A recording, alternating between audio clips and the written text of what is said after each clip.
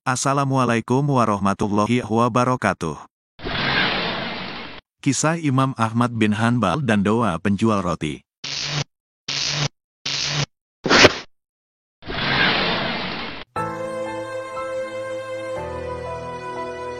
Terdapat suatu kisah yang inspiratif yang dinukil dari kitab Manaqib Imam Ahmad bin Hanbal, salah satu imam mazhab yang mempunyai nama asli Ahmad bin Muhammad bin Hanbal Abu Abdullah al-Saibani. Beliau juga merupakan murid dari Imam Syafi'i, imam fikih terkenal dari kalangan mazhab Syafi'iyah. Dikisahkan oleh Imam Ahmad, suatu ketika saya mempunyai keinginan kuat untuk safar ke suatu kota, untuk suatu hal yang saya tidak ada keinginan atau rencana. Hanya ada perasaan harus ke sana. Sebagaimana diketahui, Imam Ahmad tinggal di Baghdad, Irak. Jarak antara Baghdad ke Basrah sekitar 532 km. Tentu perlu suatu alasan khusus untuk menempuh perjalanan yang cukup jauh, yang pada waktu itu mungkin harus ditempuh dalam beberapa hari. Namun demikian, karena keinginan itu begitu kuat, akhirnya Imam Ahmad pun menempuh perjalanan tersebut. Setelah menempuh perjalanan yang cukup lama, sampailah Imam Ahmad di kota Basrah.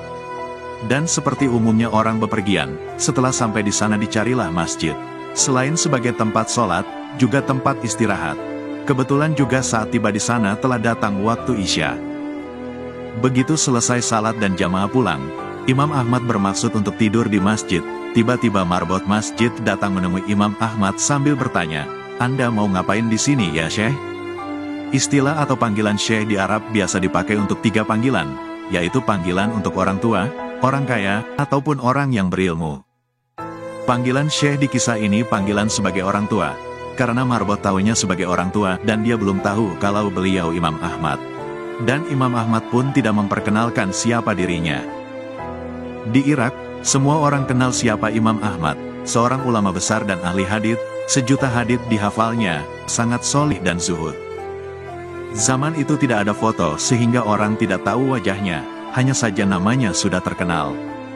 Lalu Imam Ahmad menjawab, "Saya ingin istirahat, saya musafir." Namun marbot tidak mengizinkan dengan mengatakan, "Tidak boleh, aturan di sini tidak boleh tidur di masjid." Imam Ahmad melanjutkan ceritanya dan mengatakan, "Saya didorong-dorong oleh marbot masjid itu dan disuruh keluar dari masjid. Setelah keluar masjid, dikunci pintu masjid. Lalu saya pun hendak tidur di teras masjid. Namun ketika sudah berbaring di teras masjid, marbotnya datang lagi, marah-marah kepada Imam Ahmad. 'Mau ngapain lagi Syekh?' kata marbot. 'Mau tidur, saya musafir,' kata Imam Ahmad. Lalu marbot berkata, 'Di dalam masjid gak boleh, di teras masjid juga gak boleh.' Imam Ahmad pun diusir. Imam Ahmad bercerita, 'Saya didorong-dorong sampai jalanan. Diketahui bahwa di samping masjid ada rumah penjual roti. Rumah ukuran kecil untuk membuat dan menjual roti. Penjual roti ini sedang membuat adonan, dan rupanya memperhatikan peristiwa Imam Ahmad didorong-dorong oleh marbot tadi. Ketika Imam Ahmad sampai di jalanan, penjual roti itu memanggil dari jauh, 'Kemari ya Syekh, Anda boleh nginap di tempat saya. Saya punya tempat, meskipun kecil.' Lalu Imam Ahmad pun masuk ke rumahnya, duduk di belakang penjual roti yang sedang membuat roti, dengan tetap tidak memperkenalkan siapa dirinya, hanya bilang sebagai musafir. Allahu fik ya akhi, barakallahu fik. Ahlan wa sahlan bik. Tafadhal. ما الذي جعلك تغفو على قارعة الطريق يا أخي؟ أنا رجل مسافر كما ترى، وقد عرجت على ذاك المسجد كي أغفو فيه حتى الفجر، ثم أصلي الفجر وأتابع مسيري، ولكن آذن المسجد سمحه الله وغفر له منعني بحجة قفل باب المسجد. سامحه الله وهداه. اغفو هنا في فرني حتى الفجر. بارك الله فيك. يا الله، أستغفر الله العظيم، أستغفر الله العظيم. Penjual roti ini punya perilaku khas, kalau Imam Ahmad ngajak bicara dijawabnya. Kalau tidak, dia terus membuat adonan roti sambil melafalkan istighfar, astagfirullah. Subhanallah walhamdulillah wa la ilaha illallah Allahu akbar. Subhanallah walhamdulillah wa la ilaha illallah Allahu akbar. Saat memberi garam, astagfirullah. Memecah telur, astagfirullah. Mencampur gandum, astagfirullah. Dia senantiasa mendawamkan istighfar, sebuah kebiasaan mulia. Astaghfirullah al-azim. Subhanallah walhamdulillah wa la ilaha illallah Allahu akbar. Astaghfirullah al-azim. La hawla wa la quwwata illa billah al-aliyyil azim. Imam Ahmad terus memperhatikan. Melihat kebiasaan yang jarang ini, Imam Ahmad bertanya, "Sudah berapa lama kamu lakukan ini?" Orang itu menjawab, "Sudah lama sekali, Syekh. Saya menjual roti sudah 30 tahun, jadi semenjak itu saya lakukan."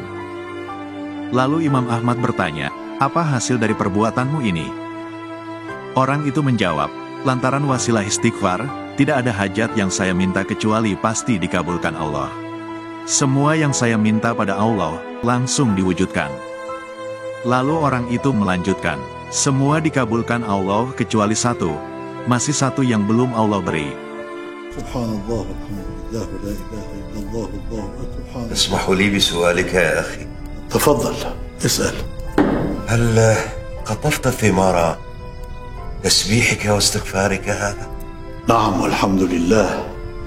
ما دعوت دعاء إلى الله إلا استجابه الله لي، إلا دعاء واحدا لم يستجبه الله لي حتى الآن. Imam Ahmad penasaran lantas bertanya, "Apa itu?" لقد شوقتني والله. وما هو هذا الدعاء؟ Kata orang itu, "Saya minta kepada Allah supaya dipertemukan dengan Imam Ahmad." أن أرى الإمام أحمد بن حنبل.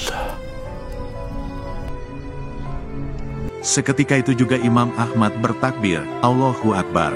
Allah telah mendatangkan saya jauh dari Baghdad pergi ke Basrah dan bahkan sampai didorong-dorong oleh marbot masjid itu sampai ke jalanan, ternyata karena istighfarmu." Subhanallah. Subhanallah. Wallahi laqad kuntu ujarru ilayka jarra.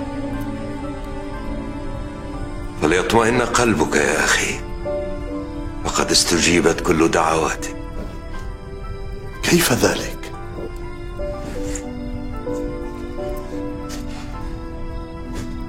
أنا العبد الفقير لله أحمد بن حنبل. Penjual roti itu terperanjat, memuji Allah, ternyata yang di depannya adalah Imam Ahmad. Ia pun langsung memeluk dan mencium tangan Imam Ahmad. Subhanallah. أنت الإمام أحمد بن حنبل. الحمد لله الحمد لله الحمد لله الحمد لك يا رب.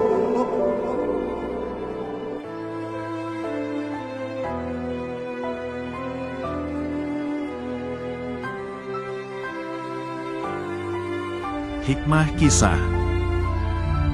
Kisah dari Imam Ahmad bin Hanbal tadi menggambarkan tentang kedahsyatan istighfar sehingga membuat Allah Subhanahu wa Ta'ala enggan untuk menolak doa yang dipanjatkan kepadanya. Seorang imam besar pun akhirnya berkelana ke pelosok negeri. Allah tuntun langkahnya agar sampai ke negeri si tukang roti tersebut. Kemudian, Allah membuat suatu keadaan hingga keduanya dipertemukan. Tak ada yang mustahil bagi Allah jika Dia berkehendak.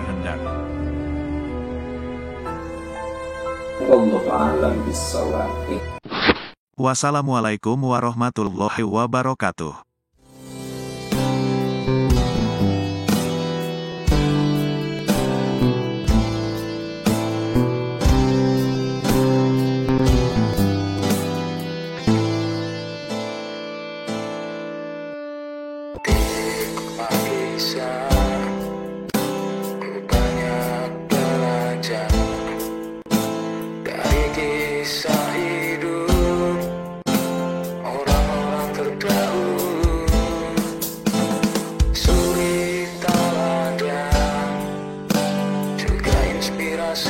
Islam membuat hati bersadar.